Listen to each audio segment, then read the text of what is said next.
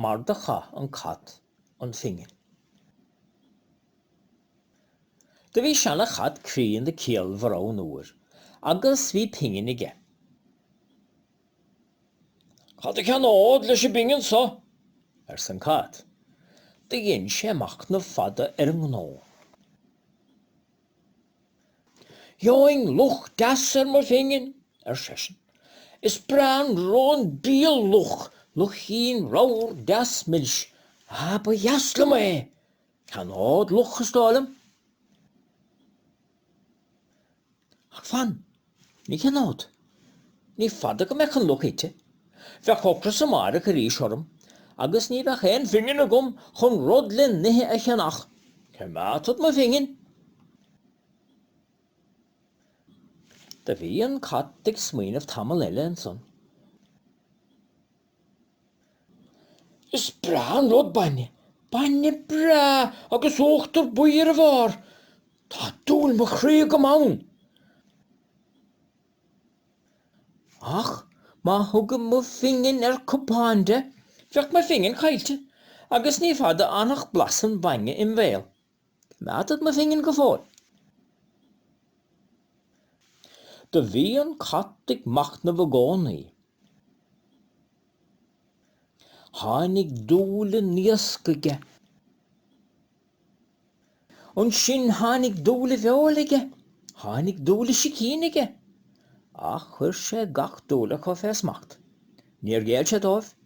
Da bhí sé ag smaoinemh agus a chorras a cótamh cad é an tlí a bear do an Phinginn a chaamh. Níor cheannig sé luch, ná bainne, ná iasc, ná feol an lá son, ná níthe sin. Bíodh go raibh dúil mhór aige ngach ceanna có. Da cha sé an lá agus an níthe sin ag macnamh. An lá ag sin, chuig sé go dtí an marga, agus cheannig sé trí ruda ar a Phinginn. Bíad na trí ruda a cheannig an cat ná. Lapaigh an glór, roiigh san nithe agus darúd banatí. Riamh an lá son, tá an saoil go maith an gat. Ní ráda éon lá ibre a dhéanamh, ach bheith ina chola cos na tinne nó féin réin. Ó fuair sé roiigh san nithe, caitheann sé an nithe amú agus chéann sé gachrod. Ó tá lapaigh an glór aige, is féidir leis éalú i ngánis ar éan nó luch nó sicín das óg. Ó fuair sé darúd banatí, is beag lá, ná bíon na dóthain éisc nó feol nó bainne ige, nóair a dhearúdan na man nátí na rudaí sin a chur ige mead sa chpód. Da bhí céalaigh an gat. Da dhéann sé macnamh salarcha sé Phinginn. Tá tarifin na Phinginn a fásaige, agus beag an áide sa bheith cat na chat agus erbal fada agus féaság éir.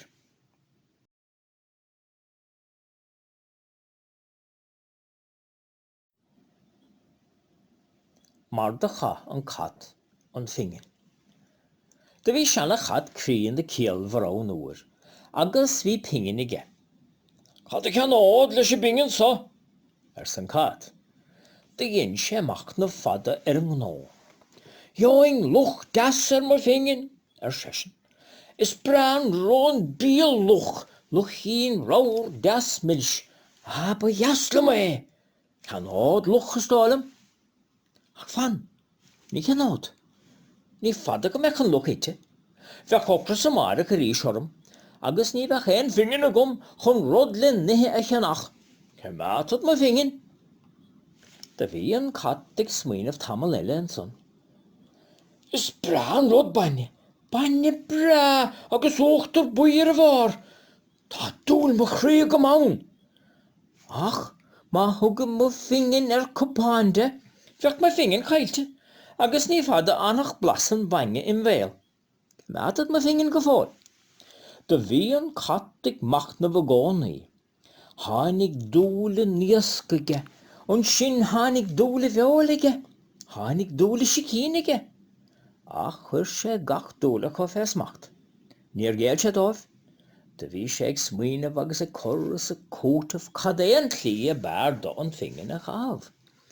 Níor cheannig sé luch, ná banne, ná iasc, ná feol an lá son, ná níthe sin.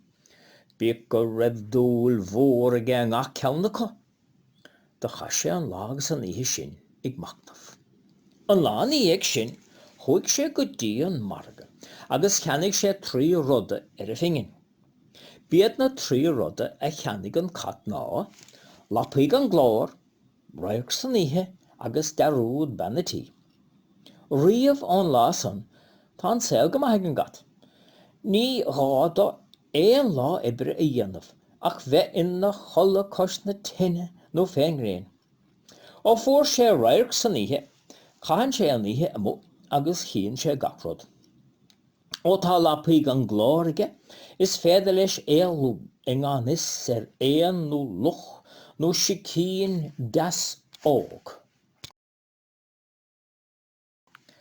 Ó fuair sé darúd banatí, is beag lá, ná bíon na dóthain éisc nó feol nó banne ige, nuair a dhearúdan nó man nátí nó rudaí sin a chur ige mead sa chpód. De bhí chéalaigh an gat, de dhéann sé machnamh salarcha sé Phinginn. Tá tarifin na Phinginn fásaige agus beag an áide sa bheith cat na chat agus erbal fada agus féaságéir. Seanochail. Darúd banatí an gat. Cad de dhéantach macha cuit ach lucha bharú. Is Míle an gat iasc, ach ní Míle se lapaí é lucha.